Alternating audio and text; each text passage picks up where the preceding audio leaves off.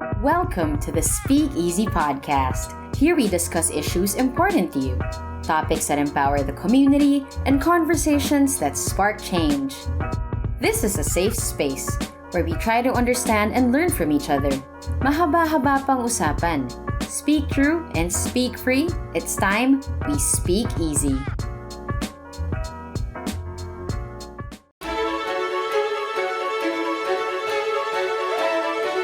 As we celebrate Women's Month, we take a look at how times have changed, with the essence and definition of being a woman continuously evolving. There are many who are determined to make a difference in society through living their truth and fostering a more inclusive environment for others to thrive in. Today, we have the opportunity to talk to some of these exemplary women whom we welcome to the San Mig Light Speak Easy podcast, Social Change Through Inclusivity, brought to you by CNN Philippines in partnership with San Mig Light. So, let's welcome our guests. Professor from the Department of Women and Development Studies, College of Social Work and Community Development of the University of the Philippines, Diliman, Dr. Nathalie Verceles.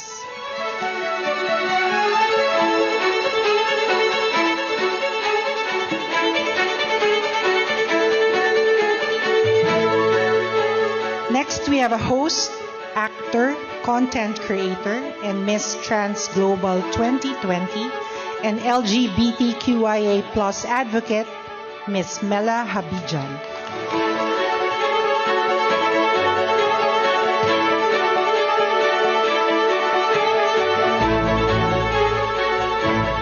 And also an LGBTQIA+ advocate and Pantay trustee and Equality ambassador, Thysz Estrada.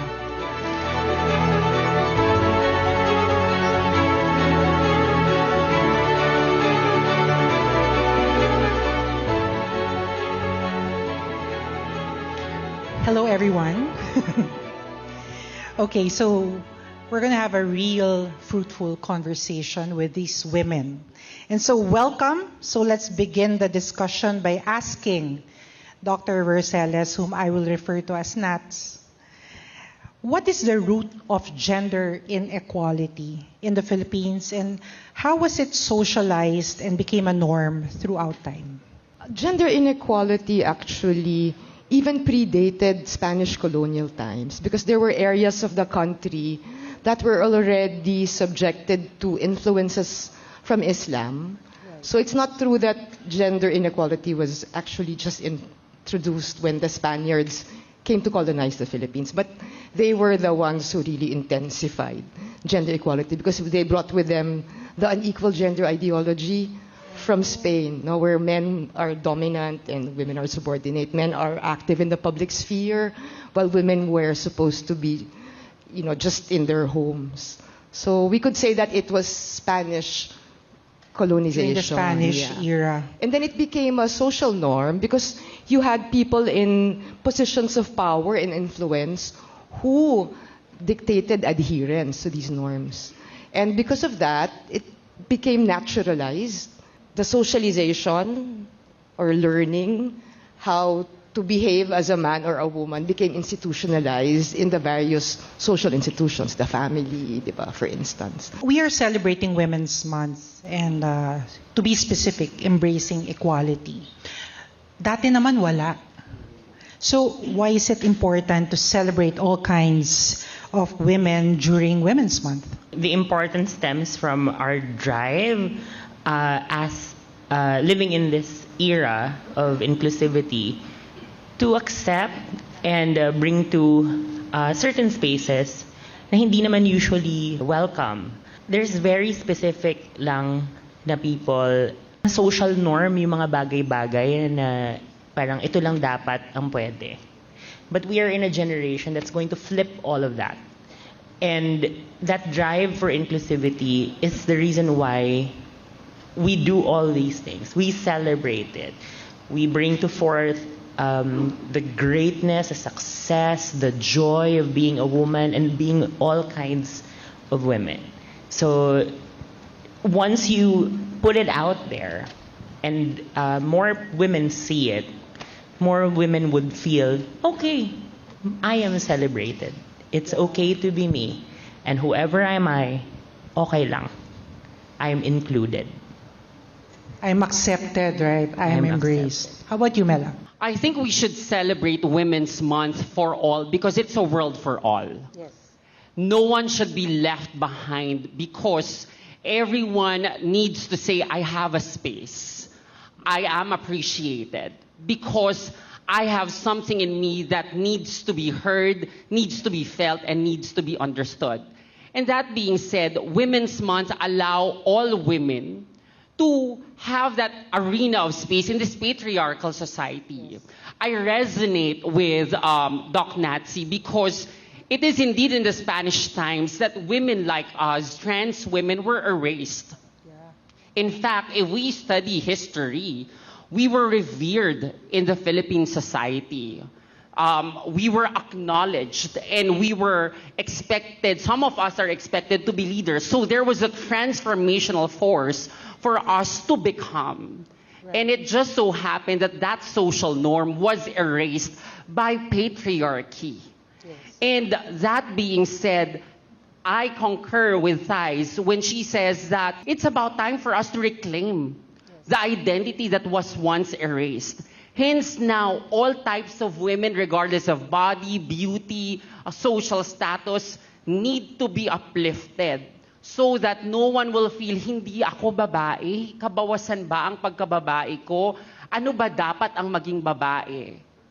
That being said, Women's Month should always inculcate that strength of power that all women need to be seen and felt and understood. Boom! Galing! I felt that they need to be heard, they need to be seen, and they need to be appreciated as is. Ang babae ay babae. Now, let's talk about something na it's still happening. Microaggressions. What are they to begin with? And are they really common? So microaggressions are comments or actions that are subtle. That's why they're called micro.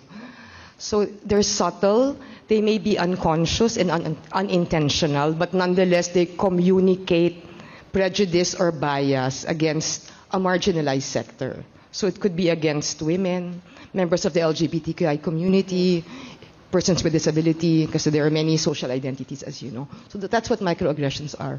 And they're common, and we often let them slip because they're subject to doubt. You always wonder, was I being insulted or not? And then you say, maybe it was unintentional, so I'll just let it pass, rather than call it out. That's why microaggressions are so persistent. And I always tell people, you have to be aware when a microaggression is being committed. And you'll know because you'll feel it. So if you'll feel offended, that means that it was problematic. Thus, you must tell that person nicely. I always say nicely. So you also want to use that as an opportunity to raise critical awareness about people's prejudices and bias. So you just tell them, excuse me, that was quite offensive, and I'll explain to you why. So that that person does not commit it again towards others.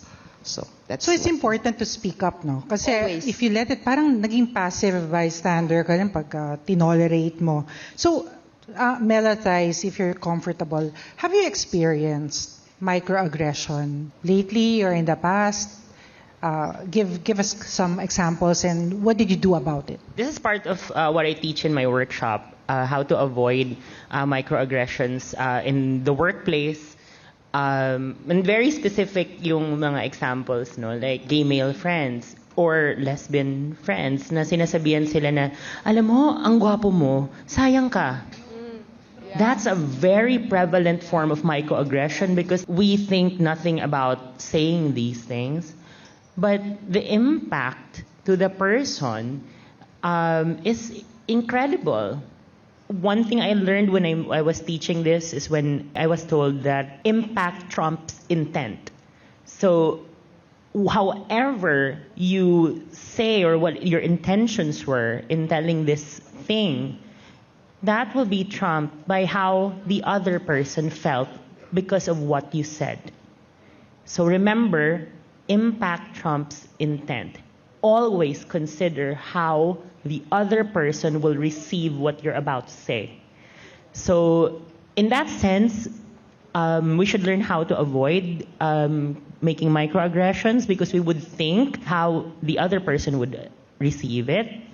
But also, let's learn from each other. When you feel like there's a resistance or like an offense caused, magpa-explain ka. Sorry, bakit kita na feel na offended? And then be open with what they're saying. The best way to feel open, heart and mind about somebody else's reason why they felt offended is you understand these are lived experiences. What they're going through is not necessarily something that you would exactly know how to go through. And that's why you listen. So that's, I guess, the experience of microaggression. Marami pa po at ang dami pang, may isa akong napaka-controversial na example. This is so common in the Philippine setting, no? Sinasabi natin na, and very proudly sometimes, I have a gaydar. Somebody would say, I know exactly which one would be gay in this lineup of men. And I have a very strong gaydar. I would know. You are only working with preconceived notions, stereotypes of what gay or queer could be, right? And that's not something that's okay to be proud of even because you don't know this person. Absolutely no one would know if somebody is queer, gay, lesbian, bisexual, unless they tell you. So you as a person, I don't know. We need to change this as a culture to be proud of something na I can identify. And I have this gaydar, malakas. To be honest, the time has come for it to be cringy when you say that.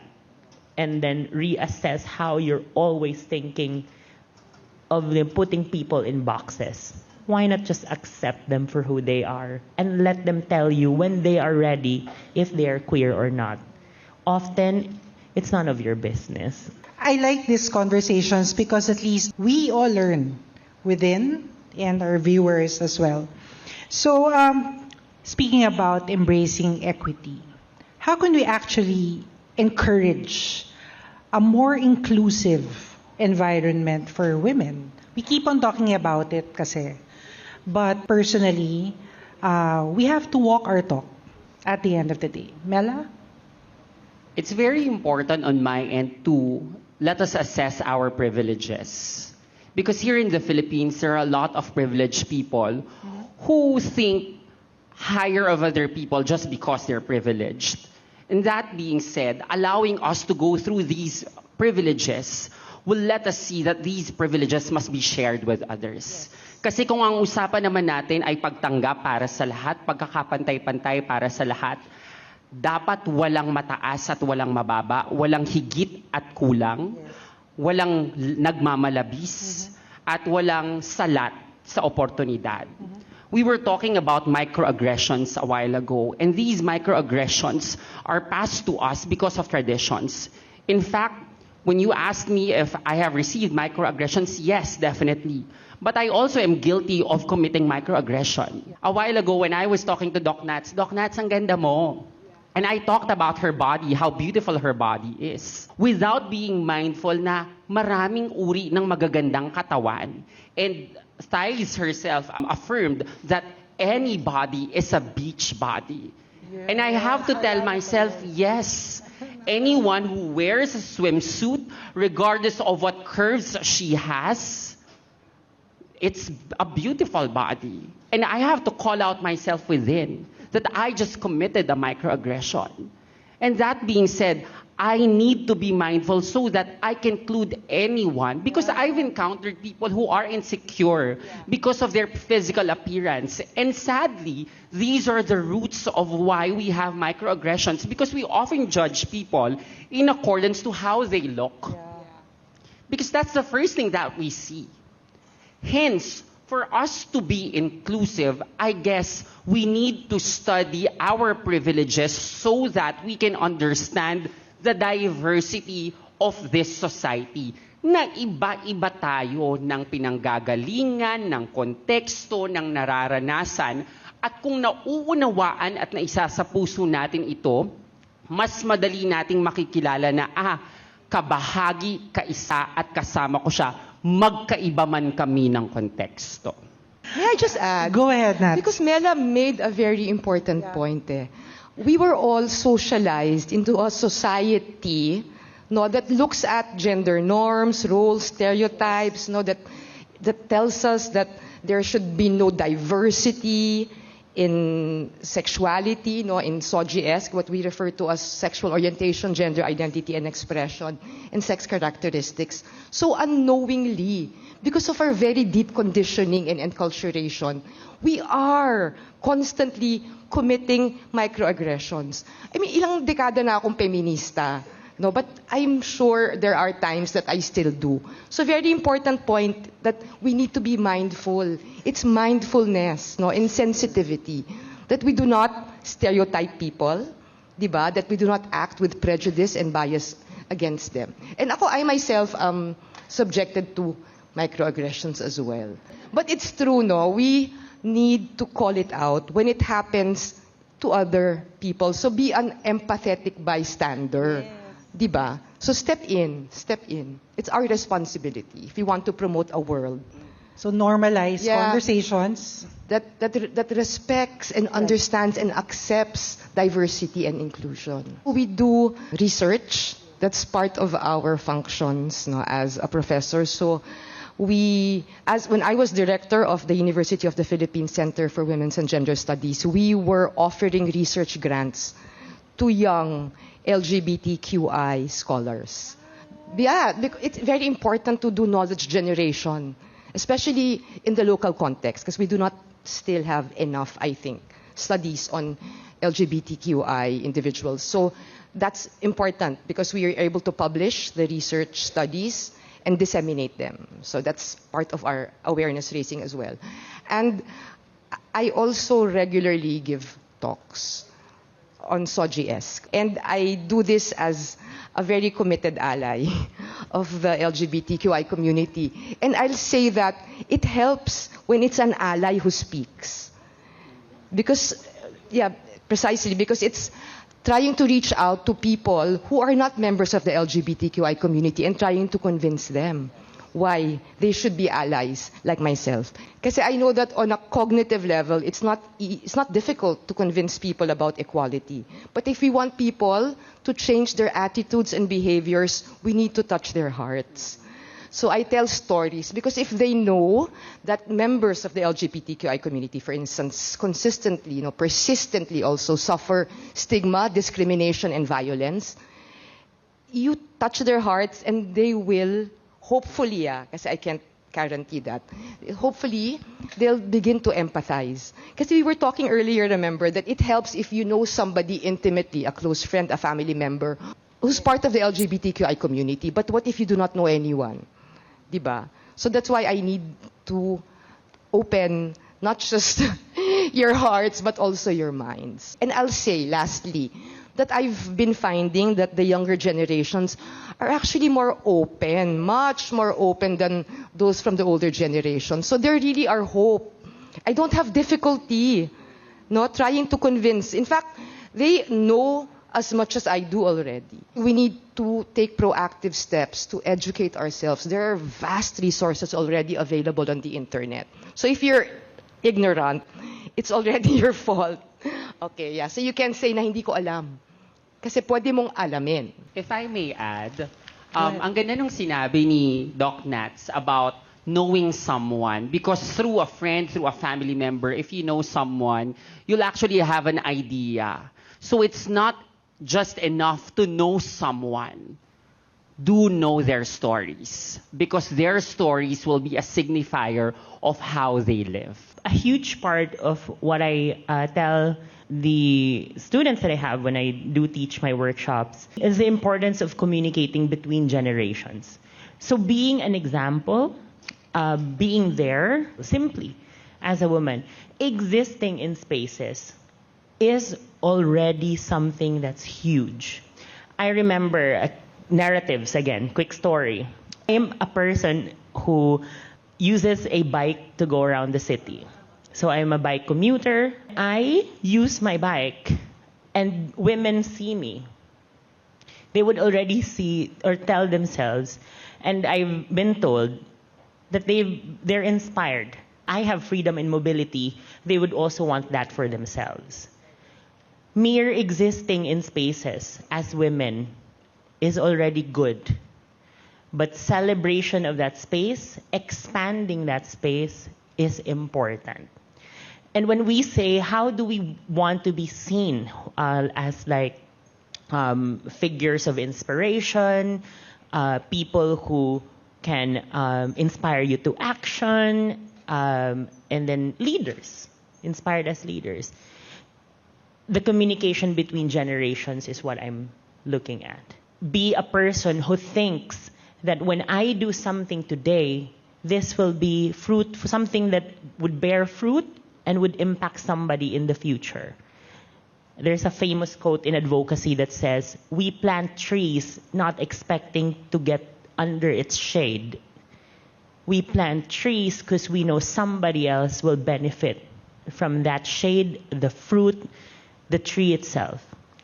So be there, exist in that space, claim it, and then help celebrate it and expand the space. I'd like to ask this question to the three of you because personally, I'm confused still with pronouns. Okay? Because this is part of a gender-inclusive environment, which is the proper use of terminologies. One is dead naming, or the use of the former name of a transgender or non-binary person without their consent. Why do you think is this disrespectful? The term dead naming is the usage of like somebody's birth name, given name, instead of their lived name. So, for example, I will tell you my own personal example. As a transgender woman, I was born with a given name that's on my birth certificate, and but when I transitioned socially at first, that's one of the first things I decided to change or to own, actually. I don't think I ever needed to change anything. I felt that my name was very much my own even before I thought of like, this is my name. A lot of in the experience of being a trans woman is claiming some things that we're supposed to, because there are things that are given to us, right? Or instructed. A lot of it is like assigned. That's the term. Assigned to us. Our gender, which does not match our sex at birth, is assigned. Our names are assigned. Eventually, our role in society is assigned. So we resist that assignment. We understood the assignment enough that we want to change it. That's to borrow a Gen Z term. But dead naming in that sense is one of the things that are microaggression and could lead to actual serious aggression, because this can be used against you. If somebody, for example, found out about my birth name, which I do not use anymore, and used this to refer to me, I would consider that a really, really strong aggression against myself. That name is not my identity anymore. I only truly use that in government documents and informal contracts when it is truly necessary, unfortunately in this country. In other countries, you can go by your lived names already, and there's no question. I don't know how this is still an issue. I mean, right now, when like people can just really change their names at any point, right? We all know a lot of our artistas have different names when they started and changed their names when they became celebrities. I don't know why that's an issue when it comes to me. So please respect my lived name. This is how I want to be called. I mean, this is, again, inclusion. If you don't call somebody with their lived names, how they want to be called, whatever that is, then that's causing disrespect, right? So that's the concept of dead naming. You never want to tell the person or refer to the person with the names that they're not comfortable with. The example in UP, Prof. Nat, is amazing, right? They have already implemented for their students to enter their pronouns and their live names in their student records online. Professors' class lists actually indicate already the live names and pronouns of our students, so we don't inadvertently misgender them in class. All of us should be doing that out of respect of people and in the name of diversity, equity, and inclusion. Bakit mahalaga ang pangalan? Because the name actually symbolizes your existence. So if you call us by our names, if I call you by your name, I say, you exist. You exist with me. And we belong in this space. And that being said, I applied in a university in Spain recently. And I'm so amazed by how Spain has evolved to be a country that includes people. Because in their application form, I was asked of my legal name and of my live name. I'm also asked of my current legal gender or sex assigned at birth, if I may say. And I'm also asked of my gender identity. I got accepted, therefore, next year, if I go to that university, I will be regarded as Miss Mela Habijan, a trans woman from the Philippines. If Spain, our colonizer, can do that, why can't we? Wow, that was such an insightful discussion. Sobra. Dr. Verceles, while gender inequality is still evident in the country, is there a way to unlearn this? And how can we unlearn it? Actually, it's not gender inequality that we have to unlearn, but the social norms around gender. Yun nga, yung gender norms, roles, stereotypes, ano ang pambabae, ano ang panlalaki. Yan ang kailangan natin i-unlearn. And it's not easy, ha? Because from childhood, you were already conditioned. Right? Even gender reveal parties, fetus pa lang yung baby. Diba? We make such a big thing out of it. Why? In preparation for the time when it's born so that we can already channel it to the correct box. Right? And then we call our code our babies, pink and blue. So we ask ourselves, why is it so important to distinguish ba people on the basis of their assigned sex at birth? And not only that, it's also that linearity that's expected. So if your assigned sex at birth is male, you should identify as a boy or a man and then be masculine. There's what we call the gender binary. We should also break that as well. So there are so many societal, sociocultural norms about gender that we should be aware about. Because you cannot unlearn what you do not know is harmful. Diba? So we should again educate ourselves about how unfair it is to box people, to judge people, not to accept diversity, not to practice inclusivity. And that's the way forward. So please, let's please open our minds and our hearts, that the world is so much more diverse than what we were taught and brought up to believe. And that it's incumbent upon us to create a society that is respectful of every individual, no matter what identity or identities that person has. Walang hierarchy dapat kaya nga we are fighting for equality. So there should not be any group that is subordinate and any group that is dominant.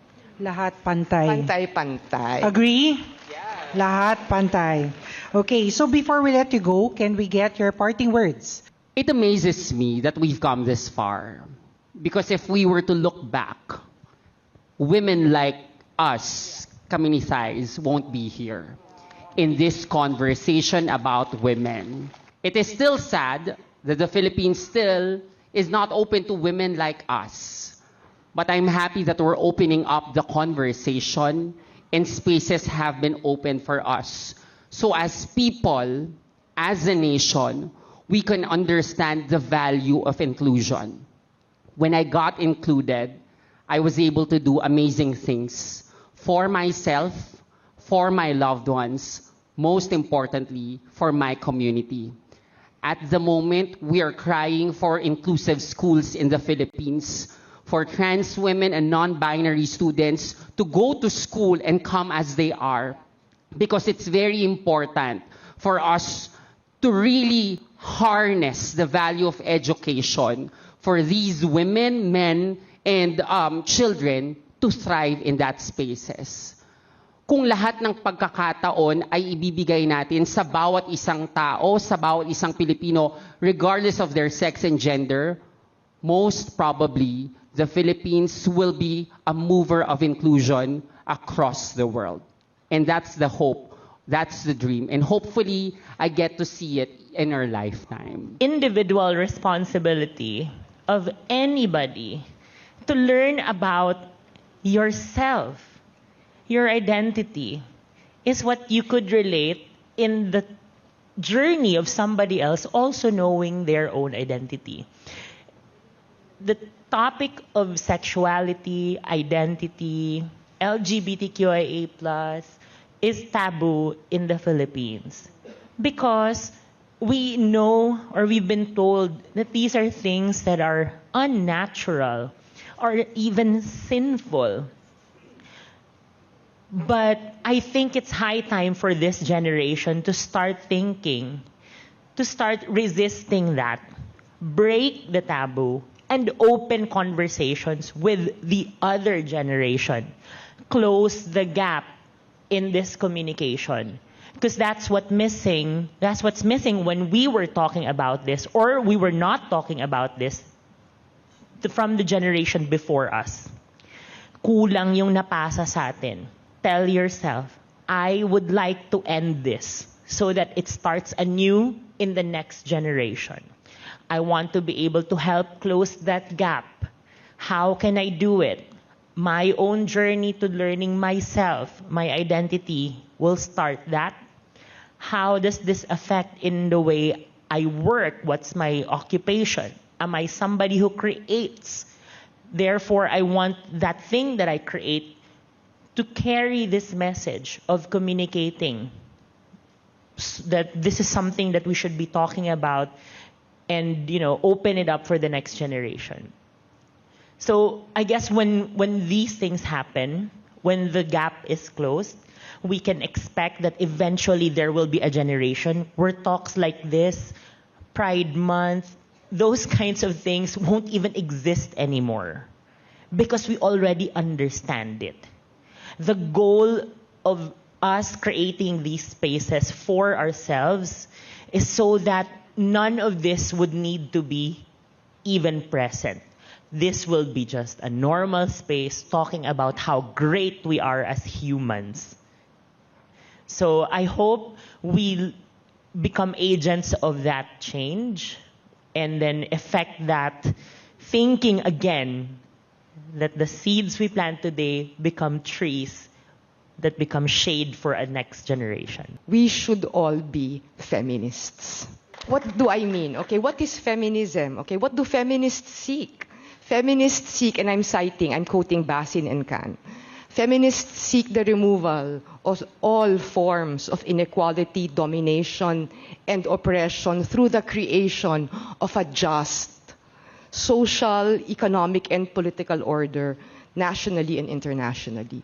So, just building on what they said, let's please contribute to positive social transformation. And together, you were saying we need to work together.